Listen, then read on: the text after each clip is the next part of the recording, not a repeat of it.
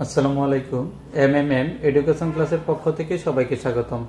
তো আজ যে প্রশ্নটি নিয়ে আপনাদের সামনে হাজির হয়েছি, এই প্রশ্নটি কুমিল্লা বোর্ড 2020 সালে 8 নং প্রশ্নে এসেছিল। তো ক নং প্রশ্নটি এখানে দেওয়া আছে, sine 3 theta equal to cos 3 theta হলে থিটা এর মান নির্ণয় করো। তো প্রথমে লিখে নিব যে দেওয়া আছে sine 3 theta equal to cos 3 theta। তো আমরা যদি দেখি যে sin equal to কি, তো tan sin cos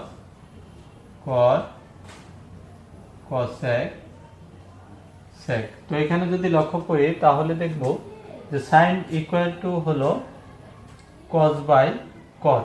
তো আমরা এখানে লিখতে পারি যে sin equal to cos 3 theta by cot 3 theta equal to cos 3 theta। তো এখানে যদি আমরা r গুণ করি তাহলে এরকম হয়ে যাবে, যদি r গুণন করি তাহলে হয়ে যাবে এরকম হয়ে যাবে cos 3 theta by cos নিচে চলে আসবে cos 3 theta equal to cot 3 theta। তো এখানে cos equal to হয়ে যাবে cos 3 theta equal to হয়ে যাবে 1। তো লিখতে পারি যে cot 3 theta equal to হয়ে যাবে 1। তো এখানে দেখতে হবে যে cot কত equal to 1। তো আমরা জানি যে cot 45 ডিগ্রি ইকুয়াল টু হলো 1। তো cot 45 ডিগ্রি।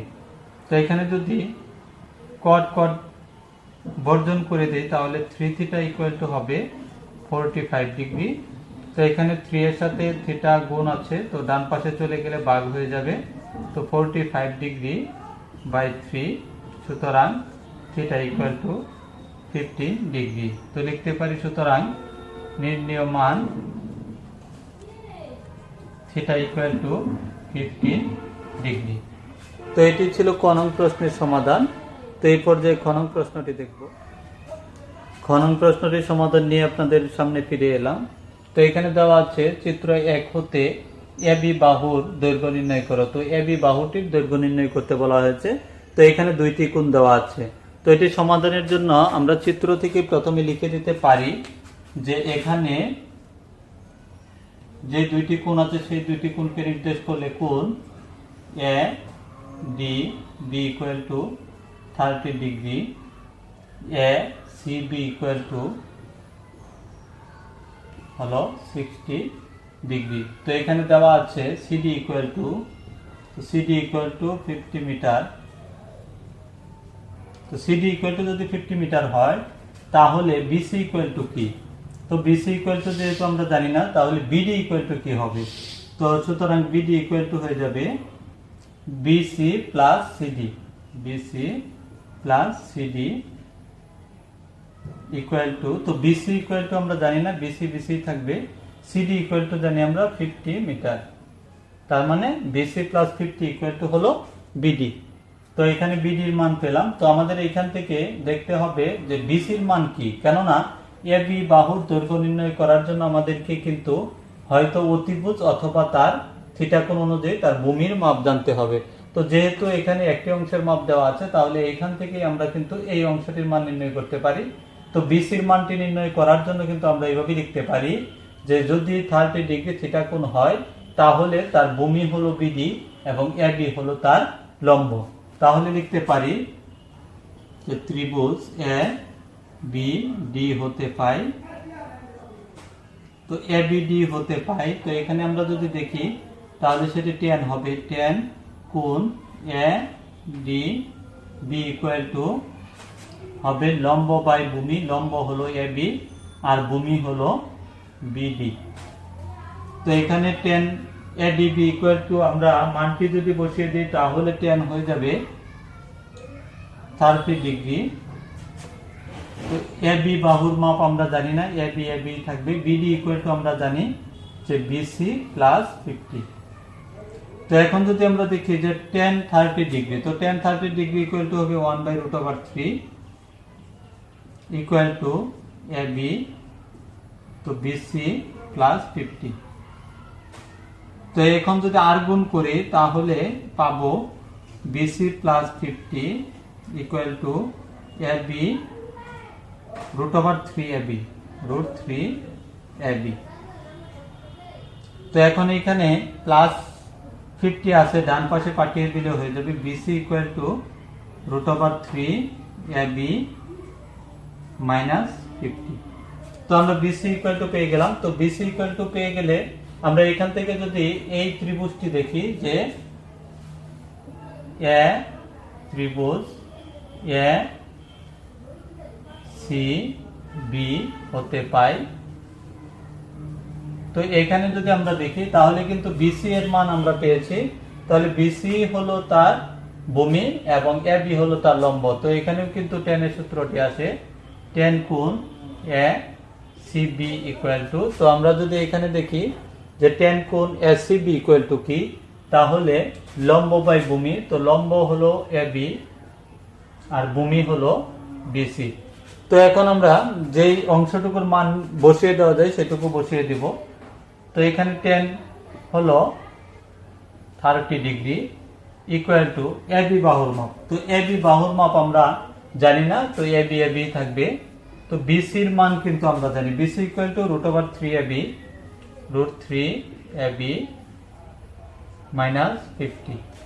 তো tan 30 ডিগ্রি ইকুয়াল টু কি, তো tan 30 ডিগ্রি ইকুয়াল টু হলো √3, তো √3 ইকুয়াল টু AB, তো √3AB মাইনাস 50। তো এখন যদি আর গুণ করি তাহলে হয়ে যাবে যে AB equal two 3AB minus 50 √3। তো এখানে AB ডান পাশে আছে, তো ডান পাশ থেকে আমরা বাম পাশে নিয়ে আসব, তাহলে হয়ে যাবে AB minus 3AB equal to minus 50 √3। তো এখন যদি আমরা দেখি যে এখানে দুইটি AB থাকে মাইনাস, তো মাইনাস বর্জন করে দিলে হয়ে যাবে যে 2AB ইকুয়াল টু 50 √3। তো এখানে গুণ আছে, ডান পাশে পাঠিয়ে দেব, তো হয়ে যাবে 50 √3 বাই 2। তো এখানে হয়ে যাবে AB ইকুয়াল টু, তো AB ইকুয়াল টু হয়ে যাবে 25 √3। তো যেটি ক্যালকুলেটরের সাহায্যে ফলাফলটি বের করে নিতে হবে। তো 43.301 মিটার প্রায়।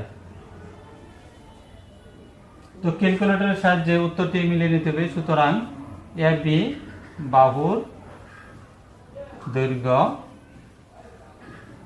43.301 মিটার প্রায়। তো এটি ছিল খ নং প্রশ্নের সমাধান। তো গ নং প্রশ্নের সমাধানে ফিরে এলাম। তো এখানে দেওয়া আছে চিত্র 2 হতে 11 অংশের ক্ষেত্রফল নির্ণয় করো। তো এখানে দুইটি চিত্র দেওয়া আছে, একটি হলো সমকোণী ত্রিভুজ আর একটি হলো অর্ধবৃত্ত। তো এখানে সমাধান দ্রুত করার জন্য লিখে রেখেছি চিত্রটি। তো এখানে যদি আমরা ধরি যে ABC একটি সমকোণী ত্রিভুজ, তো ABC সমকোণী ত্রিভুজ হলে AB ইকুয়াল টু, তো লিখতে পারি এখানে AB equal to 8 metre, BC equal to 12 metre. তো ABC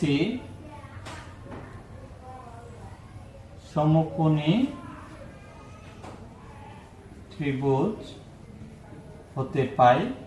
তো এখানে আমরা যদি BC equal AC equal to নির্ণয় করি, তো AC ইকুয়াল টু হয়ে যাবে √, তো এখানে AB square plus BC square হয়ে যাবে। তো √AB equal to 8, BC equal to হলো 12, তো 64 প্লাস 144, তো তার যোগফল হয়ে যাবে 802। তো ইকুয়াল টু হয়ে যাবে, আমরা যদি দেখি তাহলে হবে 4√13। তো 4√13। তো এখানে আমরা এসি ইকুয়াল টু পেয়ে গেলাম যে 4√13 মিটার। তো লিখে দিতে পারি যে সুতরাং এসি ইকুয়াল টু 4√13 মিটার। তো আমরা এই ত্রিভুজটির ক্ষেত্রফল নির্ণয় করতে পারি। তো এই ত্রিভুজটির ক্ষেত্রফল নির্ণয় করতে গেলে যে এবিসি সমকোণী ত্রিভুজের ক্ষেত্রফল, তো এবিসি সমকোণী ত্রিভুজের ক্ষেত্রফল,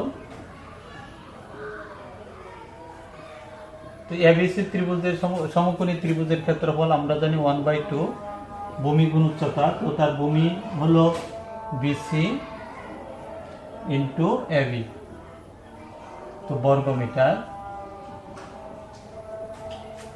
তো এখানে আমরা যদি দেখি যে বিসি ইকুয়াল টু কি, তো 1/2 ইন্টু বিসি হলো 12 ইন্টু এবি হলো 8। তো এখানে হয়ে গেল 6 ইন্টু 6 ইন্টু 8 ইকুয়াল টু 48 বর্গ মিটার। তো এখানে আমরা কিন্তু এবিসি সমকোণী ত্রিভুজের ক্ষেত্রফল পেয়েছি, মানে এই অংশটির ক্ষেত্রফল পেয়ে গেছি।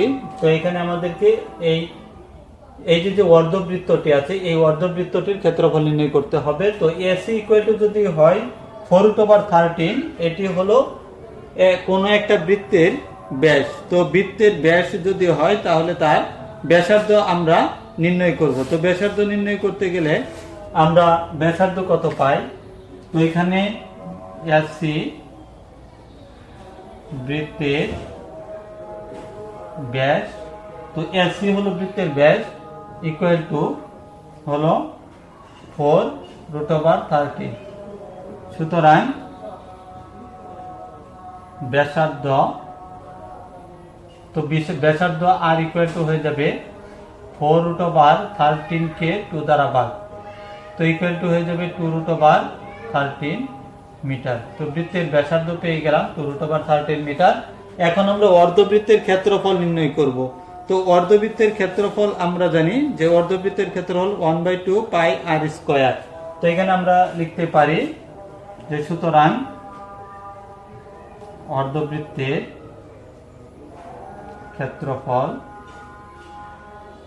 ক্ষেত্রফল হবে 1/2 পাই আর স্কয়ার। তো 1/2 পাই এর মান 3.1416 ইন্টু আর এর মান 2√13 স্কয়ার।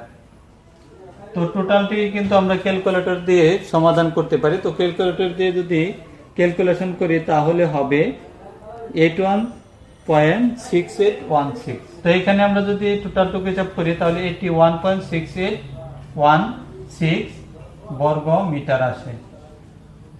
তো এখন আমাদেরকে বলা হয়েছে যে গাঢ় অংশের ক্ষেত্রফল। তো এটিও গাঢ় অংশ, এটিও গাঢ় অংশ, অর্থাৎ দুইটির ক্ষেত্রফল যোগ করে দিলেই হবে। যে সুতরাং গাঢ় অংশের ক্ষেত্রফল সমান, তো আমরা আগের ক্ষেত্রফল 48 প্লাস 81.6816 বর্গ মিটার। তো এখানে হবে 6186.916 বর্গ মিটার। তো এটি হলো সর্বশেষ প্রশ্নের সমাধান। তো ভিডিওটি যদি ভালো লেগে থাকে তাহলে অবশ্যই শেয়ার করে অন্যদের দেখার সুযোগ করে দিবেন। তো আপনি যদি আমার এই চ্যানেলে নতুন হয়ে থাকেন অবশ্যই চ্যানেলটি সাবস্ক্রাইব করে নেবেন। সকলের সুস্বাস্থ্য কামনা করে এখানে শেষ করছি। আল্লাহ হাফেজ।